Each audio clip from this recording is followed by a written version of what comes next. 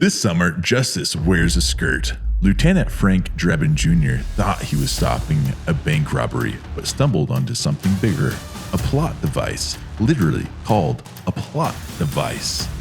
Now suspended from the force, hopeless in love, and haunted by bees, balloons, and a homicidal snowman, he'll have to fight billionaire bad guys, battle barbarian tech, and pray for wisdom from his late father, delivered by an owl with terrible aim. From high-stake car chases with self-driving disasters to pant-dropping showdowns at the PonziScheme.com arena, Frank Drebin Jr. is the only man who can save the world, mostly by accident. Naked Gun 2025. One cop, one crime wave, one very awkward threesome.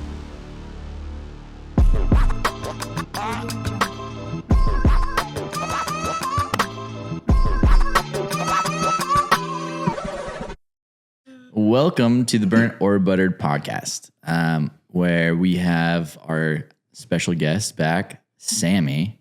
That's me. It's good to be here. And we are going to be talking about The Naked Gun 2025. I start laughing even just thinking about watching the movie. I know. The real question is comedy back? I think it's back and it's here to stay. It's back! We're there, everyone. They really did it. I know. Like, this was the first time I've been in a movie theater in I can't even remember how long that the entire movie theater was laughing.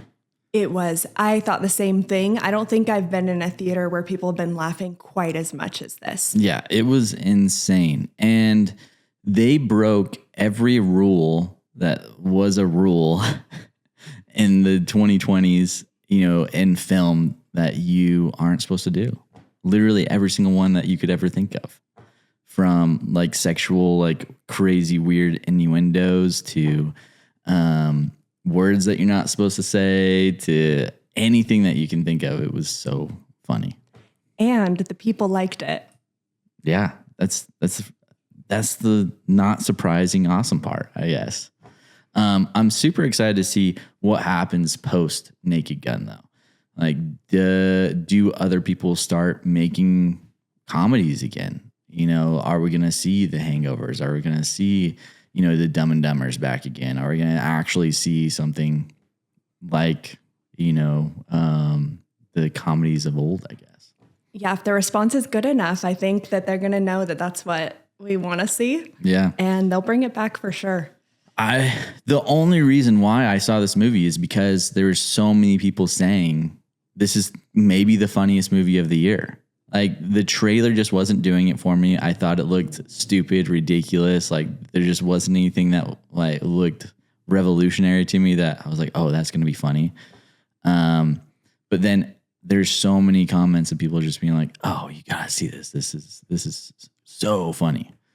Yeah, I'd say the trailer, I couldn't help myself but be like, oh, I'm not going to see that. And I'm like, but I think it would make me laugh if I went and saw it. So I figured I'm not really interested. But then you had mentioned so many people talking about it, and I heard that from other people too. So I was glad to go see it. I feel like they did not miss. They packed that movie tight. Yeah. There was not a single part of the movie that there could have been any pun related in any shape or form that they missed. Like, every single aspect of the script, if there was something to hit, they hit it. I have to bring up the opening scene of this movie. That got us both. It got us like crazy because in the trailer you see, the reveal of him in the skirt and that he's this little girl. Yeah. And you kind of I forgot about it, and it opens up with a bank robbery and all these things happening. And you're just like, okay, classic crime movie. And then Here comes. you just see this little girl skipping. And what's so funny is that the knowledge of me knowing that was supposed to be Liam Neeson, that he somehow was so good at dressing up Everyone, I was impressed. that every one of the police squad's like, what is this little girl going into the He bank? did that. I thought the same thing. And there's probably people like Toasty that thought knowing that kind of ruined it because you already knew what was going to happen. But I agree that it made it funnier for me knowing I got to experience the whole thing being like, it's him. It's him. You're just like, how is that possible? It's so ridiculous. That's what was so funny about it, is because it was actually like a tiny little girl that somehow he just magically was that masterful at disguise. Yeah. Remember we saw The Count of Monte Cristo in French. Oh, yeah. And how it had the masks throughout. Oh, yeah. But this is what that was supposed to be. This was that good. Yeah. Somehow you become 3 times smaller, and even the voice, like the skipping around. He had a lollipop. He thought of everything. That's what the whole movie did. They thought of everything. Oh man. Well, and then they show you the device, the plot device, and it says, "Oh my gosh, a plot case. Like this is the plot case." P.L.O.T. Yeah, P.L.O.T. or whatever that stood for. It was something. And I was like, oh my gosh, like they're actually literally just pointing out that this is the case that's part of the plot. The best part inside was that the dial would calm people down or it would calm them up. What's the opposite of calming down? Calm up. Calm up? Yeah. They liked it. And it just makes everyone go freaking crazy. The calm up. Yeah. Yeah. I had seen the Naked Gun movies when I was young, but it's been so long. The classic line of surely that can't be whatever. And he's like, don't call me Shirley. Yeah. Like that's the only thing I really remember from the first Naked Guns, because it was so long ago. And the Regal commercials and advertisements helped us remember that line too. Yeah. Of all the commercials that Regal's done that are horrible, I guess that one reminded us of the Naked Gun. Yeah. That's an old Regal trait thing too. That was before the one that was even worse than that was out. That was. We love Regal, but Majestic. What, Cinemark? Cinemark is where you're supposed to go. Yeah, we have movie passes and Stetson's getting us to pay for movies to try out different theaters. But yeah, as far as the original, I had seen some of it. Probably didn't remember most of it, but there were certain clips that I'd always remembered or seen. And so I knew the vibe it was going to have. And so I knew it was going to get me. I knew it was going to make me laugh. I knew I wasn't going to want to laugh. And then that was going to make me laugh harder. I think this was like a breakthrough for Liam Neeson too, at least for me, because that was the whole point of why I didn't want to see it. Because I was like, there's no way that he could be a funny character. But it was perfect in that way because this detective believes that he is the taken Liam Neeson, he thinks he is all that guy and more, but he's really not. Yeah, he's not trying to be a comedian, so it was perfect. Yeah. I feel like Pamela Anderson did a pretty good job too. I read something that Pamela Anderson is feeling like from her the Showgirls movie that she did to this movie that she's starting her acting career. She feels like this is kind of the actual start. And I have to agree, she did so good in this. She was a perfect casting for it. It was everyone that was in this played everything so straight. Even though it was the ridiculousness of it was just so funny. Yeah. And the level that they went to with different things, you don't think that they're going to level up anything anymore. It starts out with a big bang and then it can just continues with the levels of ridiculousness, whether it's the coffee cups that they Yes. keep on adding Just and get into bigger. every scene, even if he's driving and a coffee cup comes through the window. Yeah, and the coffee cups get bigger and bigger and bigger. And they always throw them away fresh and get a new one. To the snowman scene is insane. The snowman was my favorite part of the entire movie. That was the highlight for me. They went into this whole other little short film inside of a movie, and it had all the things that it needed to make a really good story and to make you interested. And I thought it was so cute, and then it was scary, and it just had all of the right things in it.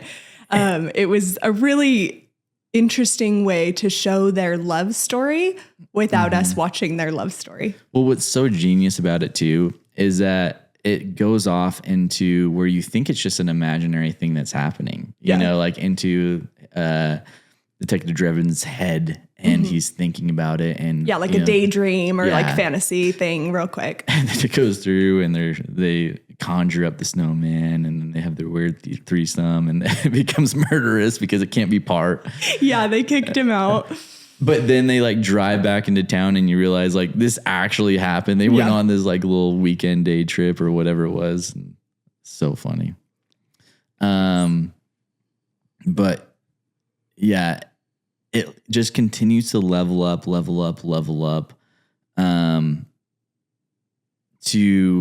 And it all just works so well.